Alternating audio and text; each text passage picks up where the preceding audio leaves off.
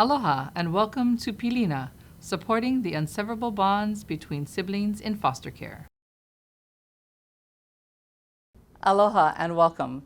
Today we're going to be talking about sibling connections in foster care.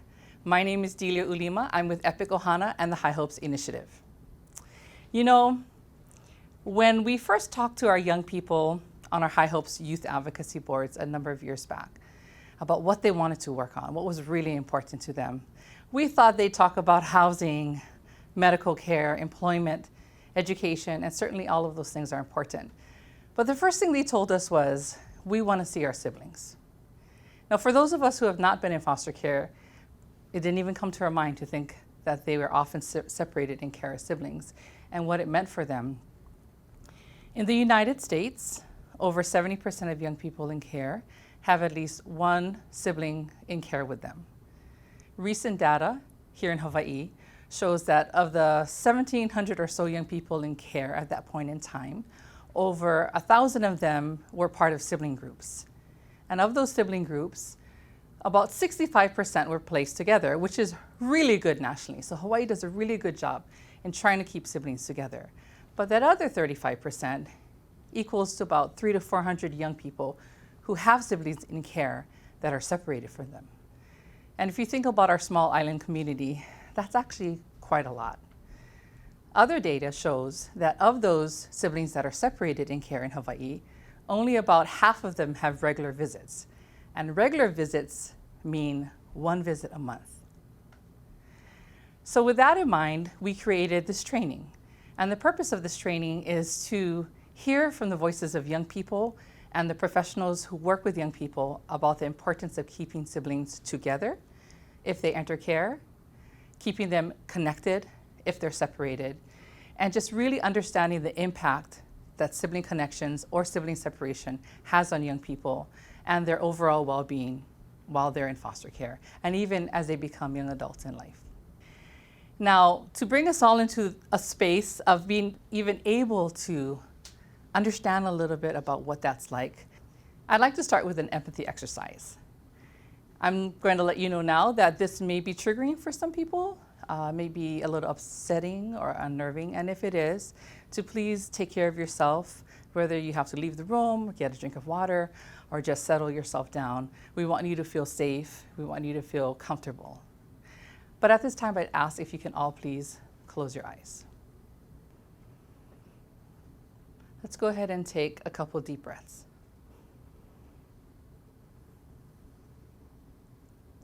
I'd like you to think back to your childhood home, whichever home comes to mind. Think about your siblings, if you had any siblings, your parents, grandparents, whoever lived in that home. And I want you to think about a typical day, something you might be doing with your family members, whether it's eating a meal, watching television, perhaps it's a special occasion, like a birthday or a holiday. What are you doing?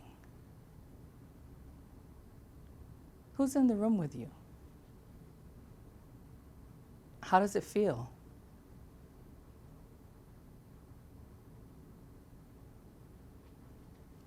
Now, I want you to imagine coming home and not seeing any of your family members there. You don't know what happened to them. You don't know where they are. How does that feel? What do you need to know?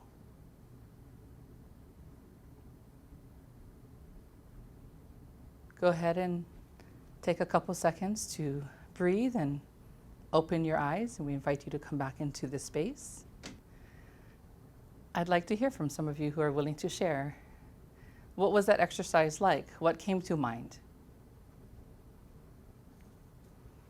Yes. What came to mind was me in Tennessee with all my siblings jumping on a trampoline, and it was coming back with nobody there. It was a little confusing, wanting to know where they're at and what happened. So you were confused and you wanted to know what happened to everyone. Yes. Thank you. Anyone else? Yes. So it was like everybody was there. We had family over. We was always into outside activities, so it was like building a clubhouse, and then it transformed into like an empty house, cold, nothing in the house, just empty rooms. What did that feel like for you? I pictured myself in a corner by myself, so it felt lonely. Felt lonely. Again, we thank you for participating in this. It's not an easy exercise, even though it's a simple one, because it makes us think about those that are most important to us and who we share space with and our lives with. And it's just a little inkling of what it's like for our young people in care to be confused or lonely or to be separated. Now that we're in a space of empathy, we'd like to show a video with the voices of our young people and what it was like for them when they were in care, separated from their siblings.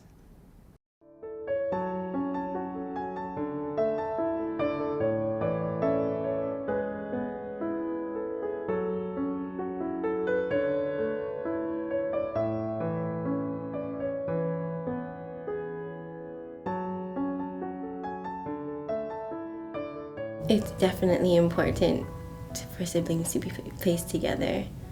It's just the comfort that you have in another home. Like, you're in someone else's home, you don't feel their home comfort that they feel. Having your sibling next to you is the most comfortable thing that you could have in someone else's house. Just being placed with my brother, it was like really helpful actually. When I needed him, he was always there. He knew what I was going through. I always just had him by my side. We took care of each other, and that was just the best part. My siblings were like, everybody has that person who you trust and who you're close to, and my siblings was the one for me. At that time that I was in foster home and stuff, my siblings were everything to me. They were my world, cause they were just everything. Yeah. I did have 3 brothers that lived with my father and their mother that I wanted to be a part of their lives. I always asked if there was some way that I could go and see them, and I was repeatedly told no because of the whole dad issue. Them telling me that I couldn't see my brothers just didn't make any sense to me. So it was like, after a while of just being told no, like, I stopped asking and became discouraged. I was just like, okay, maybe one day things will get better, and when I can age out of the system, I'll seek them out. I would have been a lot more positive and a lot less depressed, because I would have felt like I had something to look forward to, and I would have felt that I had additional support, family support. It's different, having support from friends and foster parents and people that are hired to work with you. It's different from having family support. So that's what I really craved. There's 6 of us. We entered care when I was 5 years old. I have a twin sister, older brother, little sister, little brother. Having brothers and sisters is like having friends you can never get rid of, and we just had to have it, because that's it, you're all you got, and especially in that transition of entering into foster care, you feel alone. You don't feel like you belong to that family because you have this label of being a foster child. And I remember the first foster home we got into, I was 5 years old and my little sister was only 1 year old. And being separated from her, and her foster parents, they didn't allow us to see her because she was only a baby. That was rough. That was like, it's depressing. You feel hopeless. you feel like you need to be helping them or just making sure that they're okay. And that's probably like one of the worst things that you endure in foster care is not being able to see your brothers and sisters. Because when you're in foster care or when you get separated from your siblings, that responsibility and that, I don't even know, the weight that is placed on you as an older sibling to take care and make sure that our siblings are being taken care of is heavy. I have 3 older siblings. I'm the youngest of 4. The toughest thing would probably have to be me being separated from my siblings and not being able to keep in touch with them. I think it's so essential for us to be together. When we enter foster care, we lose everything. We lose our family, we lose, our moms, our dads, where we lived. Everything is just so unfamiliar. And to have your siblings there is probably what you need, in order for you to move on or to move forward in life or in foster care. How can you tell someone that's just been taken away from the family, or you can't talk to your sister, you can't talk to your brother, you can't call them, little things like that. It's just it devastated me. Well, there were things we did, in order for us to be with each other. I mean, we've run away. We lived on the beach for over a year. I was 13, my sister was 14, my brother was 15. You can't tell someone you can't, be with your brothers and sisters, especially if you're going through such a hard time like that. In my life, that was probably the hardest thing I've ever had to do. Just things like even taking a shower, we'd go days without taking a warm shower, having food, and we run into people and we've gone through things that no one should ever go through. So when we were in foster care, when we first entered foster care, social workers didn't want to tell us anything, about what was going on with my other siblings. My sister, she was 14. She had her first abortion. No one told us. She was hospitalized for several months in a treatment center because she was so depressed, and just the fact that I could have been there for my sister. Maybe she didn't have to go through that depression of, not having anybody. It really hurts me.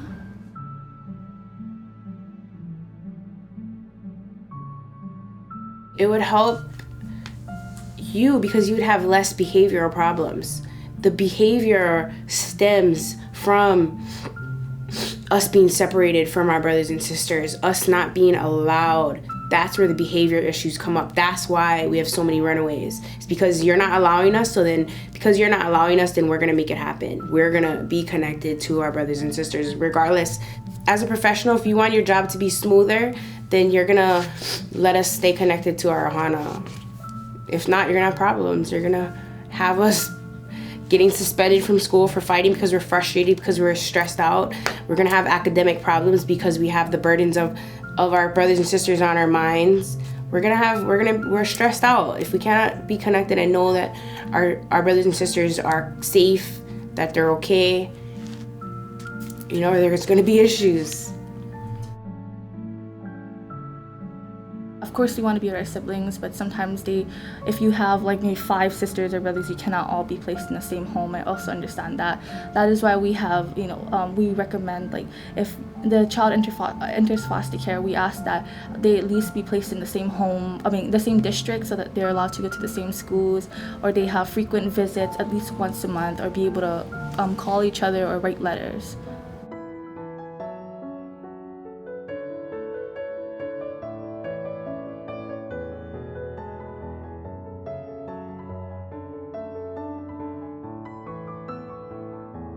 I don't think that our care providers or sometimes as social workers, they don't understand the importance of it, to us, what it means to us. So I think if we gave them a better understanding, then they would probably be motivated to, do more in order for us to be together or to keep in touch. I just asked, to put themselves in our shoes. How would you feel if you couldn't see your family, if you couldn't see your brothers and sisters? The voices of young people with lived experience are critical to us understanding how we can best help children and youth in foster care connect with their siblings, whether they're together or whether they're separated, and the importance of that connection. You know, in thinking about the video that you all just watched, a few things come to mind and some values that I'd like to point out. Behind me, you'll see on the wall and in your handouts some Hawaiian values, or we've given Hawaiian terms or names to these values that come up throughout the course of this training. The first and foremost is ohana, that family connections are critical and important for our young people to be connected to their family members as much as possible. The second is something called Pilina that you may not be as familiar with. And Pilina is in reference to something that is unseverable, an unseverable or unbreakable bond. And that's a really powerful term, Pilina. And when you heard some of our young people talk about those connections, how they had to have that contact, it was critical for their mental and well-being and their emotional well-being to know what was going on with their siblings. We think about that word, about Pilina. And then also kuleana.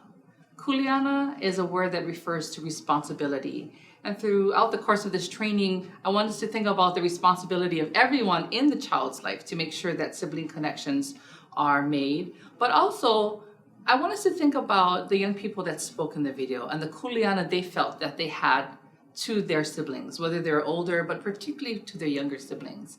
Now, for the most part, in the Polynesian cultures, in the Native Hawaiian culture, caring for your sibling is not just a nice thing to do, but an expectation. It's an honor. It's a privilege to take care of your siblings. In my own home with my children, I expect and I raise my elder son to physically care for, and emotionally and mentally to be on the lookout always for his younger brother. And for those of us who are Polynesian, we let our children know that when we're not here, that we expect them to take care of their siblings. And so it very much is a cultural thing for our young people in care. It's beyond just that connection for many of our Polynesian and Native Hawaiian youth. That kuleana, that pilini, that responsibility that Malia talked about is weighing heavily on her. It's very, very real. And that's why our connections are so important. Now, we're privileged to have with us at this time two of our young people. And we're going to have a little talk story session about what it was like to be in care, what it was like to be either with your siblings or separated. And I'd like you to please start up by sharing your name, your age, a little something about your work with the High Hopes Board, and then your time in care, how long you're in care, and whether or not you had siblings, and if you're separated, what that was like. Patty, let's start with you. Yeah, hi everyone, I'm Patty. I'm currently 24 years old. I was in foster care since the age of 10 for about 6.5 years. I'm currently the president of the High Hopes Youth Leadership Board on Kauai. I entered care with 5 siblings, so 6 including me total. I feel like in our time in care, we were always separated. I know I was always with my younger sister, which was great because I had that connection, that wonderful connection with her. But I was always separated from my older sister and my 3 younger brothers. I don't ever think there was a time where we were together for more than, I want to say 3 months. We were fortunate that one home took us in. Unfortunately, it didn't last very long, and it's not surprising because we were a family of 6, and it's hard to find a home that was willing to take in all of us. I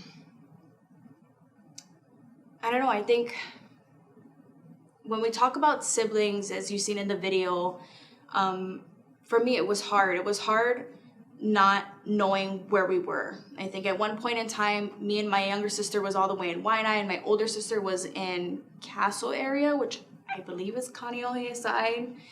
And it hurt. But the other thing too is that I don't think as a child I realized how hard it was gonna be. Because there was so much of us in family visitations, the once a month visits we had with our mom and dad, I was more concerned about, can I see my mom? Can I see my dad? My siblings can go play in the corner with the toys because there were so many of us. I cared about that time with my parents. And now as an adult, I realize how precious and how special it is to know them and to have this bond with them. But to think that for a brief period of time in my life, there's this blank spot where I didn't know where they were. I didn't know who they became. it hurts because I just want them to know that even though there's this time that we all share where we didn't see each other, I still love them and I still knew they existed. Thank you, Patty. I know it's hard talking about our family members that are so dear to us, particularly about our past.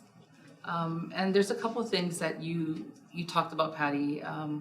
One, which is very interesting, and again, if you aren't in that situation, you just can't comprehend or know that this would be an issue. That kind of almost competitiveness for the attention and time with your parents. Yeah. So there are sibling visits that take place with parents during the course. Maybe it might be weekly or maybe less often than that. When parents whose rights are not terminated yet have visits with their children who are in care, and very often that becomes the only time that siblings might be together to visit. But just the thought of siblings having to compete for their parents' attention and maybe not being able to spend that quality time together to bond is something that you wouldn't even think about without hearing it from a young person. The other thing you talked about was this kind of blank space in your past or your history. Yeah. And now as a young adult, I'm assuming all of your siblings are over the age of 18 at this point in time? Yes, and my brother just turned 21 the other day, so we're that's a getting to that. milestone. Yes, we're getting to that official adult age. You're definitely adulting, right? Yes. But how do you then, as a young adult, fill in some of those blank spaces? I'm fortunate enough to work out of the Oahu office, even though I live on Kauai for Epic Ohana. So I get the chance to spend time with them very regularly. And I think a lot of it's just having some real good story and conversations with them. We'll eat dinner and we'll just be watching a movie or we'll be looking at TikTok. And just out of nowhere, we'll start asking each other some really deep questions about our mom. And we'll start talking about what it was like for us in the foster care system separately because we weren't together. And through that, I think it helps us fill in the blank spots that we all have. But I also think it helps us understand for a really long time, as much as I was connected with my younger sister, we had this severe sibling rivalry. And through talking with her and having conversation, I now understood that it was because she felt that I had abandoned her. And it's through these conversations where we're willing to just be vulnerable and open up in this space in her home that we're able to just kind of connect the dots. And I think it's nice because, I mentioned that there was a lot of times where I just wanted them to know and remember that I loved them and that I knew that they existed. So in those moments, we'll do the little, I love you, or I missed you, or I wish it was there for that. And it helps. It helps. I'd venture to say that not every young person who was separated from their siblings in care are able to even process as young adults to that level, to be vulnerable and to talk about the things that are most hurtful, or even to say, I felt like you abandoned me. So it's wonderful to hear that you're able to, at this point in time, consciously make those connections and fill in some of those blank spots for all of you. What would have been most helpful while you all were in care to help with connecting or filling some of those spots? What, as far as the adults in your lives, what would have been helpful? I think for me, and I'm gonna keep saying it because it hurts to have so many siblings and to not know whether or not they knew I loved them. And honestly, as silly as it sounds for me to say that I know to remember that they existed, that's what it felt like. And it's crazy because for a really long time, I always wanted to be a single child in a family of 6. I was like, no, I want it all.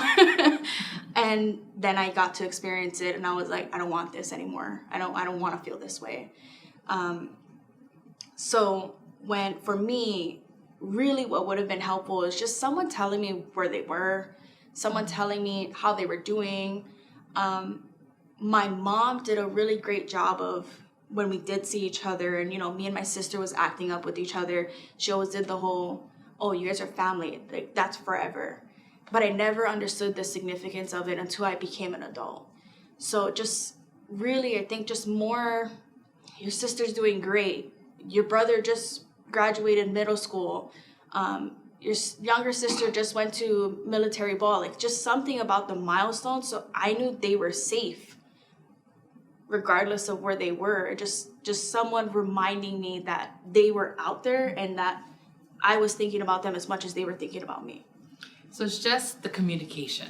Yeah. Even just, and I heard this echoed, I think we all heard this echoed in the video as well, just the knowing. Mm-hmm. We want to know what's going on with our siblings. Are they okay? And then beyond that, you're talking about just the milestones. Yeah. Maybe, and in this day and age, hopefully with social media, if our young people are allowed to access or even to see, hey, there's a picture on Instagram or something of my baby sister going to junior prom. So it's just that knowing they're okay, or even being able to communicate, like you said, I just wish they knew that I love them even though we couldn't be together. Yeah. That would be extremely helpful Yeah, for because the adults to help. we didn't talk much, but now as adults, even though, you know, we're able to fill in a lot of those gaps through our story talking and our video game playing, I feel like we've always bonded really well. Communication was something that was never a problem between us.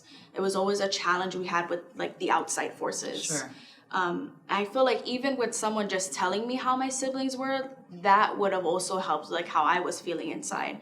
I don't feel like I would have loved to talk with them. I would have loved to seen them, but just also just being reminded that they were there would have been huge. Sure. So ideally, of course, you get to spend time with them. You Yeah. see them, talk to them, communicate. But at the very least, you feel like even someone like a social worker or a GL or a caregiver telling you, hey, they're okay, this is what they did to, Yeah. this is what they're up to, that would have helped you. Thank you, Patty. So Chastity, if you don't mind introducing yourself and talking a little bit about what it was like for you when you were in care. Okay, my name is Chastity. I'm 24. I'm on the High Hopes board for Oahu. I'm also a youth partner with Epic Ohana. I was in care at the age of 1 year old and then I aged out at 18. I was placed in care with 2 other siblings, so a total of 3, including me. Me and my sister were placed together. My brother wasn't, due to the home that we were placed in didn't take boys. Were you placed with your siblings at all? Yeah. I mean, or how long, you mentioned your sister, like at what pockets of time were you placed together? So at the age of 1, me and my sister were placed together for like the first few years in care, and then eventually my parents' rights did get terminated. And then my sister kind of had some altercations with my foster mom. So she was removed and they were placed separately for a while. Did you ever have visits with your brother or your sister? We did in the beginning. I think during that time, my parents was in the process of trying to get us back. We did have supervision visits, like maybe special occasions like birthdays and holidays. But I felt like after the 2-year mark, when my parents' rights got terminated, we lost touch. You know, they were a lot older than me, so they were both in DH. Majority of their time before they aged out, so we didn't really have that connection. But when I did run away, I always did run back to my sister because my sister was like my everything. So there was times where I was connected, sadly not the proper way, but we were connected. You know, that's also a theme that comes up, right, with young people in the video as well. Noise spoke to feeling that she had to run away, or they had to run away to be together, and that sounds like that was the case for you and your sister. What would have helped you to not run away? Because I think this is an issue that comes up with a lot of our providers, or our social workers, or our GLs, our CASAs, our caregivers with runaways. Can you help them to understand it sounds like the why you're running to your sister, but what would have helped to prevent maybe that runaway? Well, just like Patty, just knowing that they were both okay, and vice versa. Visitations would have been, it just kind of like fell off after the 2-year mark. Like that was it. There was no explanation of why we couldn't be connected, why that consistency, even in that 2 years, or like a year maybe after we were all separated, my sister used to write me letters, both of them. And that kind of just like, that fell off as well. Yeah, that fell off as well. So just even them reaching out and I could write back to them would have been probably the best way. You know, it seems when we hear from certainly the two of you and the other young people's voices that were echoed in the video, it seems like a fairly simple thing, right? We just want to know how they're doing, a letter, a phone call, a visit. And now in this day and age, there's texting, there's FaceTime, there's social media. And I'm not going to ask you why you think that doesn't happen, but I am going to ask you just one more question for both of you, but how you feel that impacted you while you're in care, that not knowingness, that non-communication, what did that do for you, to you while you're in care? So we'll start with Patty and then Chastity. It's kind of a trick question because I feel like my time in care, like I ran away, but it wasn't to be with a sibling. Like it was I felt that I had to be a good kid to go home. So I never thought about how not seeing my siblings impacted me in that way, but I did face a lot of depression, anxiety, and I don't know what it stems from. It could have been from not seeing them. But I can tell you as a young adult, being 24 now, what made me afraid the most was turning 18, having my daughter at 19, and not knowing whether or not she was going to know her aunties and uncles. And that's when I think it started to click even more, like when my mom would tell us all the time about family, and I needed that and how important it was. It started to click, like I'm now building this family and it's important that I include her in all parts of it. So it made me scared, but I'm glad that as a young adult who had the opportunities to be able to talk about trauma and see them and start to rebuild that foundation, that they're heavily involved in my life now. And my daughter is going to grow up knowing who her aunties and her uncles are. How did it feel, or how did you feel it impacted you? Because you were in care for 17 years, and a lot of those years you talked about being separated or not even having communication with your siblings. For me, it was really hard because my sister basically raised me from the time my mom gave birth to me. So it was losing her, it was basically I lost a part of my heart. And I'm sure I struggled in many different ways in school, not wanting to go to school. It affected me, and obviously emotionally. I guess now as a mom, I'm connected with my siblings, but they seem to struggle, years as I aged out as an adult. I guess now we're kind of just coming back into our lives. It was kind of like either my brother was incarcerated for so long, my sister was in and out as well. So it's now, I guess, like the most recent year, they're both kind of stable. My daughter's now, she's at that age where she understands who my brother is and my sister is. So yeah, no, and I really appreciate you kind of helping us understand not just what it's like to be a child or a young person in care and not knowing or not having that connection, but even as you become adults and you start your own families, the significance of those connections to you now, kind of thinking about the uncles and aunties for your children and what kind of family you want to build for yourself. So really appreciate you being at a point in your life where you're able to kind of take us through this journey of impact and its importance, the importance of sibling connections. Patty, to close us out, and again, I just want to emphasize the importance of lived experience and youth voice.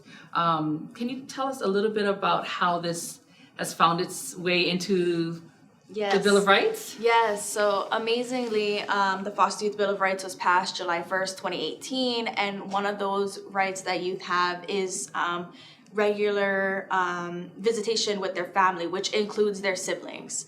And so it's amazing to know that it's law, that they have to see their family and their siblings. We gotta make some effort to make that happen.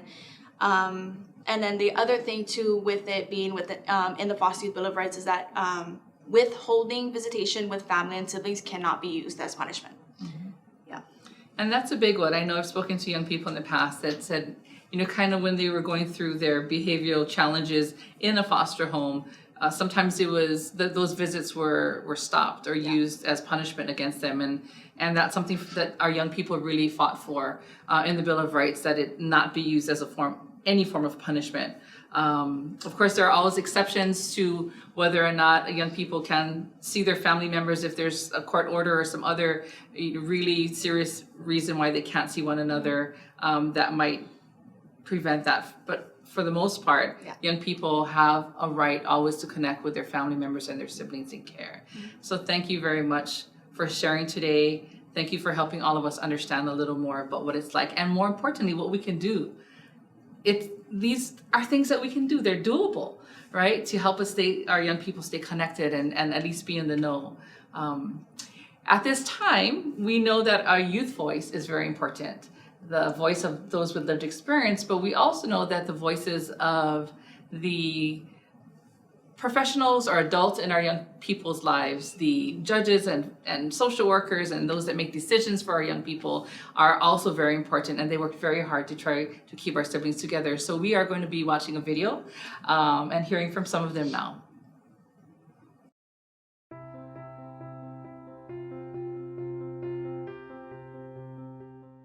So placing siblings together in foster care is a priority for the department. What we understand is that children that enter foster care, 60 to 70% of them have siblings. And so if we step back and look at that, what we understand is that children that are removed from their parents, the only one that understands that and experiences that is the siblings that are with them. So it is a priority for children to be placed together as siblings in foster care. So it's all of our responsibility to do that, from management down to our line staff. The social workers are primarily responsible to make sure that children that are removed and siblings are placed together. They also work with our licensing staff so that when they look for placements, they look for homes that are large enough to take the sibling groups. Having a placement with a sibling is a way to preserve that family connection.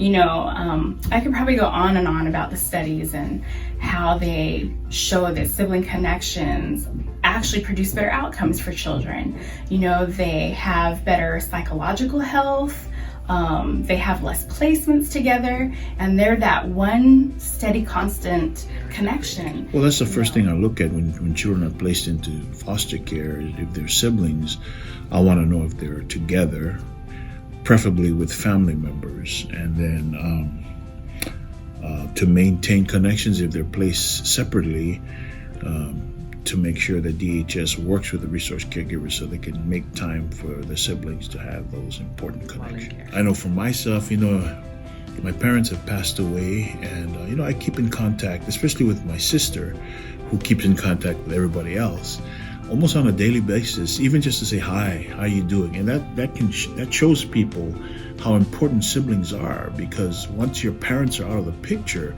you have that natural feeling to keep contact with your sister, your brother, your siblings. So I would just say, remember how it feels, how it makes you feel if you can't have contact with your siblings, and use that to help you to make those appropriate orders to make sure kids can have, the siblings especially, to have contact. If they're separated, we try to at least have some sibling connections and visitation at least once a month. Usually the older sibling encourages the younger sibling.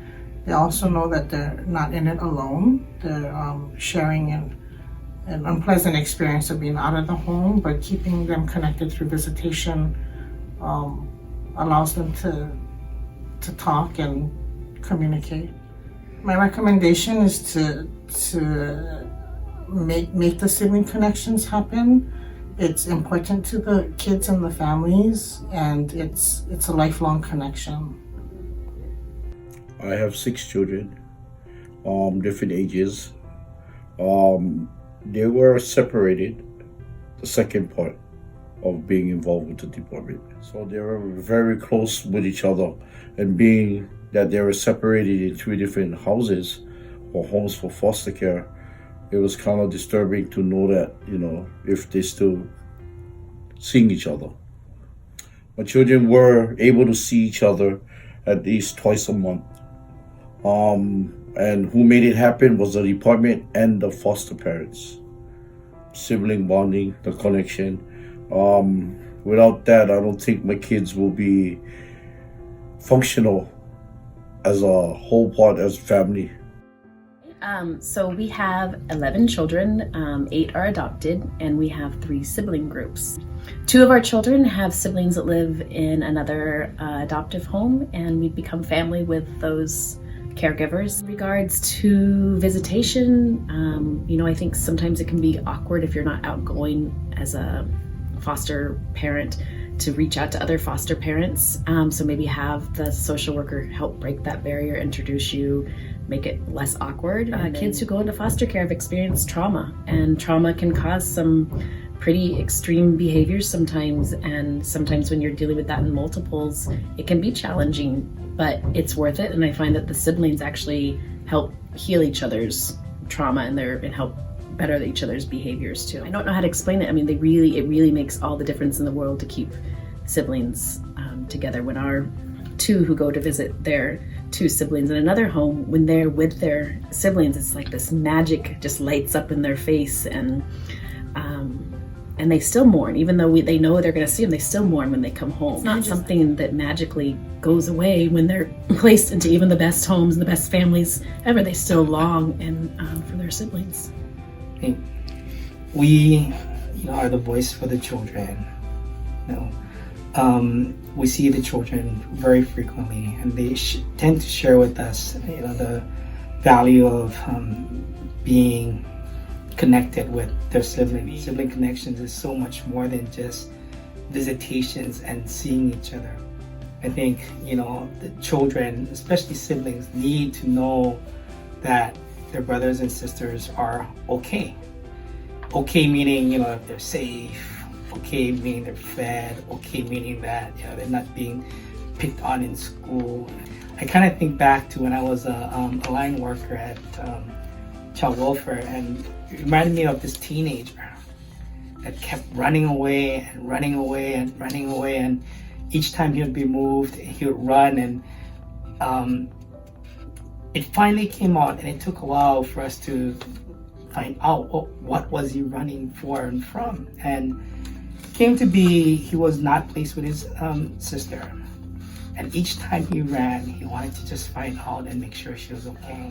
The value of sharing information between a brother and a sister, or just making a young person or a child feel or know that their brothers and sisters are okay in the event that we cannot place them together. A simple phone call,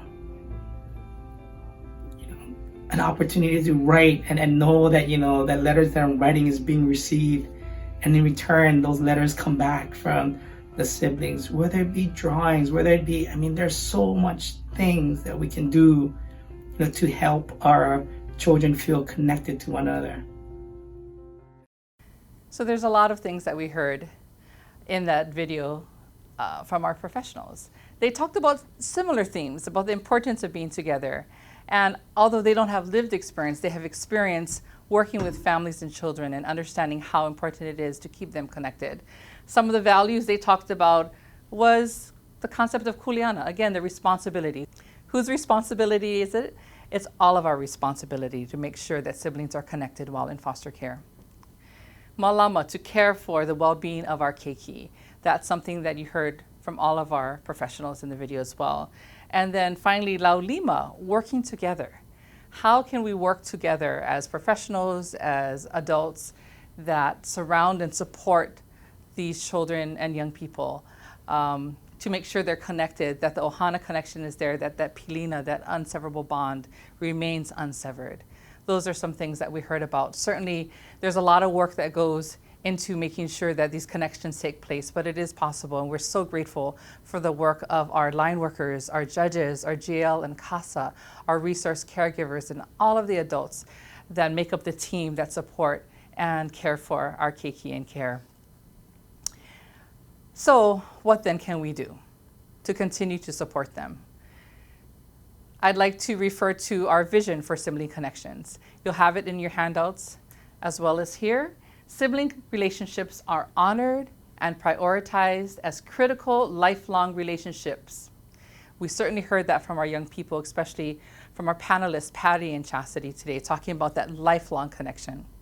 We support this by placing siblings together when they enter foster care, preferably with family or kin. And if siblings must be separated, to keep them in the same school district or neighborhood, so maybe that they can see one another in school. And even if that's not possible, ensuring that their team is committed to providing strong, consistent sibling connections. And again, their team is made up of their extended family and friends, of their social worker and GLs, their CASA, their judges, their caregivers. So with these recommendations and this vision in place, we really can make the difference for our young people, for our children and our youth in foster care, to make sure that their well-being, their mental, their physical, their emotional health is cared for, and that their connections with their family in care and throughout the duration of their life is maintained and strengthened. Thank you all for being here today.